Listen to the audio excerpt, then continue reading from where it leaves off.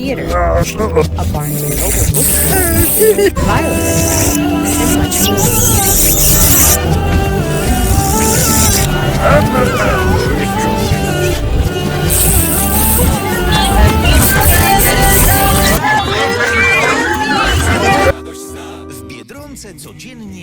මොකක් හරි මගඩි වැඩක් වෙනවා නම් ඒක මේ කොල්ලෝ දෙන්නගේ වැඩක්ම තමයි. හැබැයි ඉතින් හොඳකට තියෙන්නේ ඒ වැඩේ මේ දෙන්න කරා කියලා කවදාවත්ම අහුවෙලා නැහැ. ඔයත් ඉස්කෝලේ කරපු නසරානි වැඩ මොනවද කියලා කමෙන්ට් එකක් දාගෙනම යන්නකෝ. කොහොමරි විදුහල්පතිතුමා කවදාරි දවසක ඒ ඩබලගේ හොර වැඩක් අල්ල ගන්නවා කියලා දෙන්නව ඔෆිස් එකෙන් එළියට දැම්මා. මේ ඉස්කෝලේ ඉන්න අනිත් ළමයිනුත් මැරිලා වගේ ඉන්නේ. මොකද යාලට කිසිම විනෝදයක් නැහැ. වැඩම විතරයි. මේ ඉස්කෝලේ ඉන්න ගුරුවරු ගන්නන්නේ හරිම කම්මැලි විදියට. ඉතින් අපේ කොල්ලෝ දෙන්නට ඕන විදුහල්පතිගෙන් ඉස්කෝලේ බේරගෙන විනෝද වැඩ කරන්න පුළුවන් තැනක් විදියට වෙනස් කරන්න.